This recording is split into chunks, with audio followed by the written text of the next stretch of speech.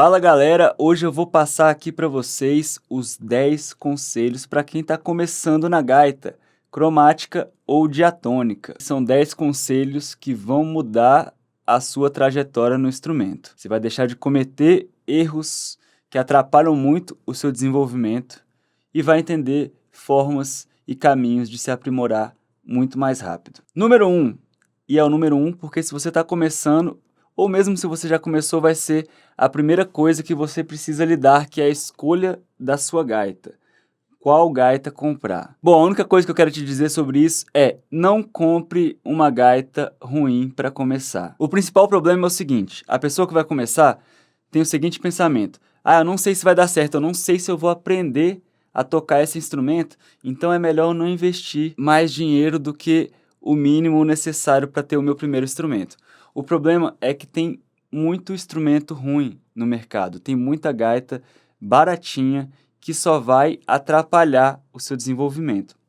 Então você ter uma gaita boa, você ter uma gaita de qualidade, não precisa ser a melhor gaita do mercado, gaita profissional. Ela tem que ser uma gaita suficientemente boa para ela não atrapalhar o seu desenvolvimento. E dentro disso, você vai ter que colocar um pouquinho a mais de investimento do que as gaitas mais baratas do mercado.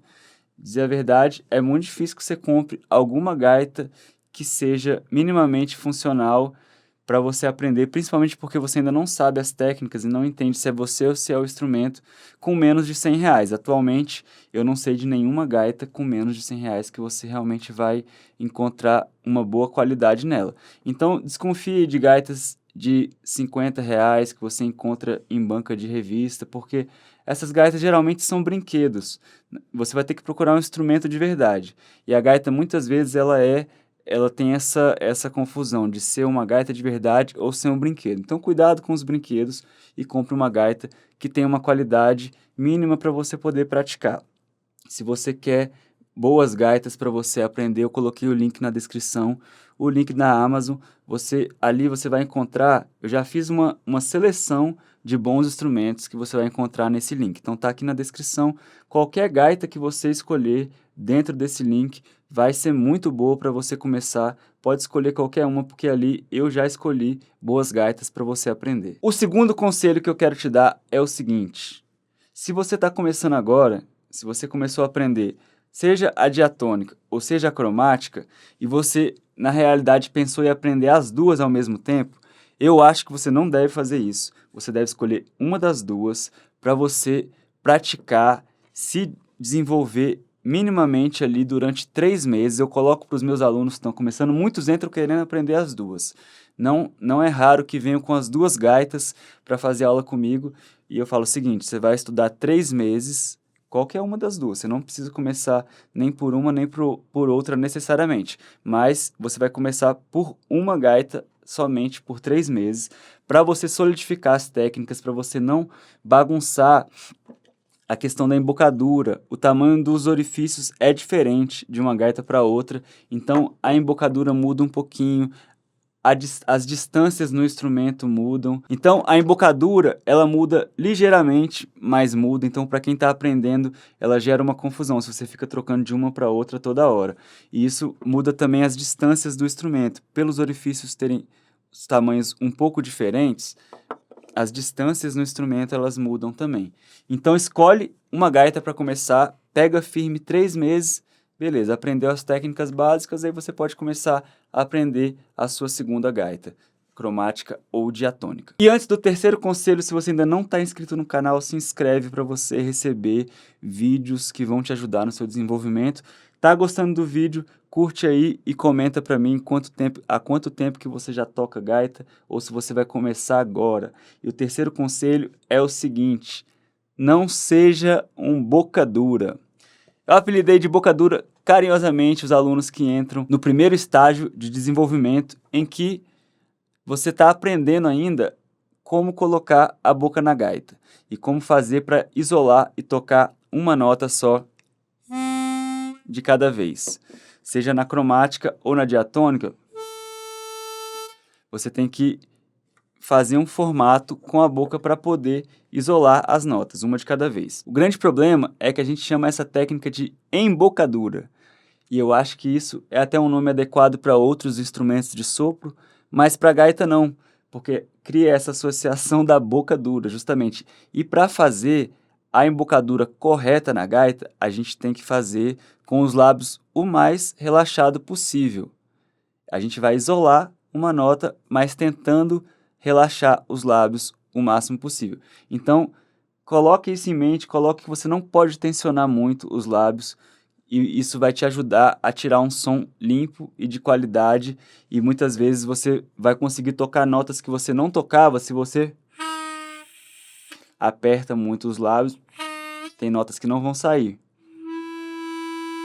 E se você relaxa, a nota vibra livremente, a palheta vibra gerando a nota que a gente quer. O quarto conselho para você que está começando na gaita é: comece praticando pelas notas certas.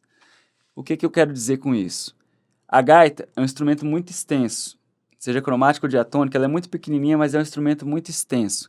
Os extremos da gaita são mais difíceis de tocar. O grave e o agudo são regiões que a gente explora depois nos meus cursos. Eu sempre coloco para os meus alunos explorarem depois. Então, os meus alunos sempre têm essa direção de por onde começar a praticar. A gente pratica pelo meio do instrumento, eu vou passando músicas e exercícios que eles podem treinar naquelas regiões, e aos poucos eu vou passando exercícios para ir liberando essas outras notas que no início podem ser difíceis de tocar. Então não tente começar a tocar do zero um instrumento pelo extremo grave e nem pelo muito agudo. Essas regiões são mais difíceis para quem ainda não sabe tocar. O quinto conselho é sobre o ar. Não utilize um ar com força para você tocar na gaita, principalmente se você está aprendendo. Não chega com pressão no ar. Porque a gente fala que a gente utiliza um ar quente para tocar. Respiração diafragmática, ou seja, uma respiração baixa, e a gente usa um ar suave para tocar. Tem notas que nem saem se a gente toca com muita pressão. Então é isso que acontece dentro do harmônico online. Os meus alunos eles aprendem, inclusive, sobre a respiração e o domínio do ar para conseguir tirar as notas com qualidade. Vou mostrar aqui o que acontece se eu utilizo uma pressão inadequada em algumas notas. A embocadura está boa, porém o ar está muito forte. A nota é essa aqui, ó. Se eu chego com muita pressão, a nota desafina, às vezes dá um chiado e pode ser que ela nem saia. Se eu chego com muita pressão de ar. Então, o ar é suave, ar quente e sem pressão da musculatura das bochechas. E falando de ar, o sexto conselho é sobre isso também, sobre respiração, é sobre o que eu chamo da técnica do meio tanque, principalmente para quem já toca instrumento de sopro.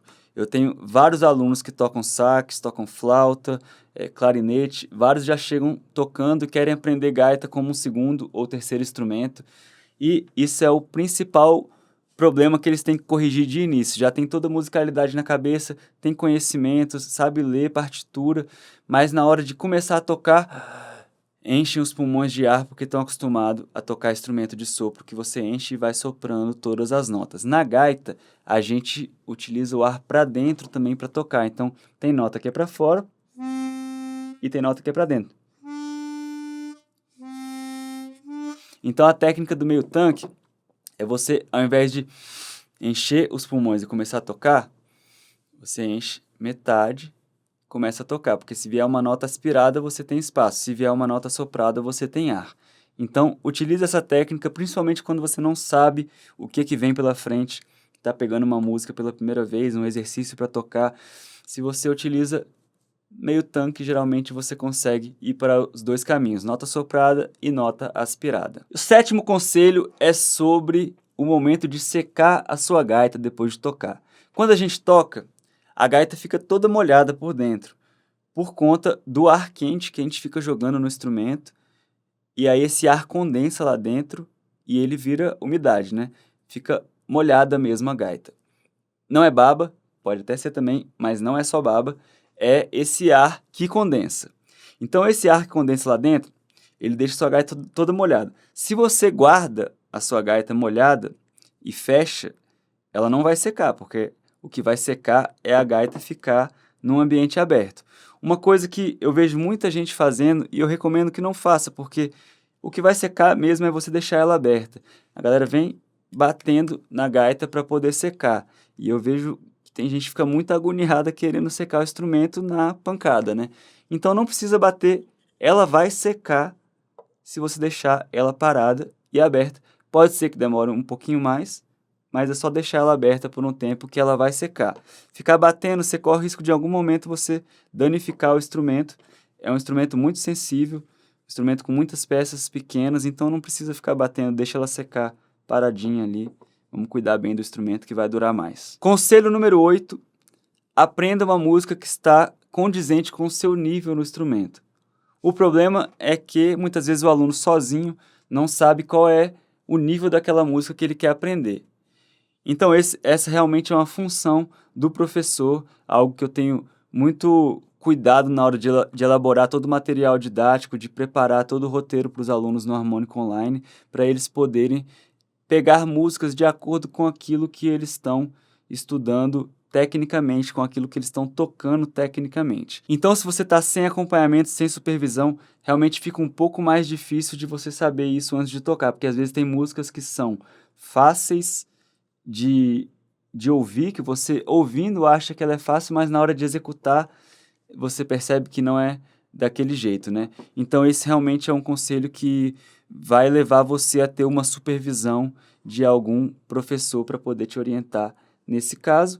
E, claro, se você quiser estudar na escola Harmônico Online, você vai ter todo esse suporte e mais, inclusive, um método estruturado, que é justamente o meu conselho número 9. Aprenda através de um método estruturado. Isso tem muito a ver com o que eu falei de você saber as músicas que condizem com seu nível técnico, mas vai muito além, porque vai preparar você tecnicamente para você tocar as coisas que você deseja, as músicas que você quer tocar, de uma forma gradual, que você esteja sempre evoluindo e que você articule diferentes áreas do seu aprendizado musical através do seu estudo, que você desenvolva o seu ritmo, que você desenvolva a sua mecânica no instrumento, o seu ouvido, que você desenvolva tudo isso enquanto você aprende músicas novas. Então, ter um método estruturado é algo que faz o seu desenvolvimento ser muito mais fluido e você não empacar. E é justamente isso que os alunos da Escola Harmônica Online têm acesso, que é um método estruturado, progressivo, que você vai aprendendo na ordem que você precisa de cada conteúdo para você desenvolver a sua técnica de uma maneira fluida, para que você aprenda a técnica que você vai aplicar no seu repertório. Então é muito importante que você consiga ter esse passo a passo para o seu desenvolvimento acontecer de uma maneira constante e você não empacar e até muitas vezes desanimar, né? Eu vejo que muita gente desanima no instrumento porque tenta pegar coisas que estão muito distantes delas musicalmente naquele momento e tem um caminho para chegar nesse lugar que você quer. Então tenta sempre estudar através de uma metodologia que te leve pouco a pouco mais perto da onde você quer chegar. E para você ter acesso a um método bem estruturado, entre no Harmônico Online, a escola de gaita, o link está aqui na descrição do vídeo. E vamos para o 10º conselho para você que está começando a sua jornada na gaita. E esse é importantíssimo, que você consiga ter constância nos seus estudos. Pratique com constância e, de preferência, todos os dias. É muito importante você ter intimidade com o seu instrumento. Se você está começando, você manter esse contato diário com o instrumento vai fazer com que avance muito mais rápido na sua evolução técnica, de você desenvolver a sua memória muscular que você precisa para isolar as notas, para soprar do jeito certo, para respirar.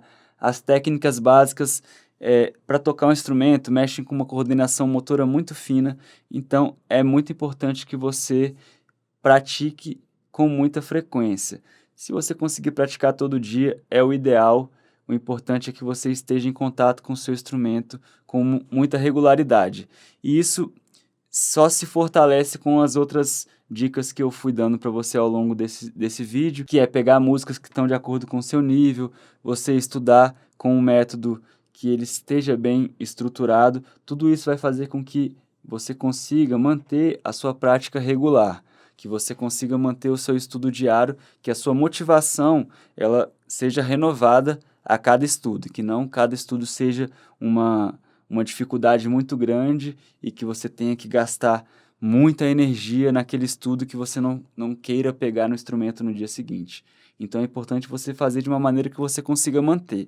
Não adianta nada você colocar muita energia no dia, várias horas naquele dia e passar a semana inteira sem pegar na gaita, porque você vai perder muito daquilo que você adquiriu com esse tipo de prática. É isso aí então, galera. Comenta aí no vídeo qual dica foi a sua preferida e conta pra mim também há quanto tempo você já tá tocando gaita e se você já passou por algum desses problemas aí que eu tô tentando evitar que você tenha, seja com uma gaita ruim, seja com falta de ar, seja com a embocadura que te atrapalha a tocar as notas certas. Compartilha comigo aí um pouco do que você tá passando pra gente poder manter essa conversa e eu saber o que está passando aí do outro lado. E para você continuar os seus estudos, vou indicar aqui para você os 5 exercícios que todo gaitista deve fazer.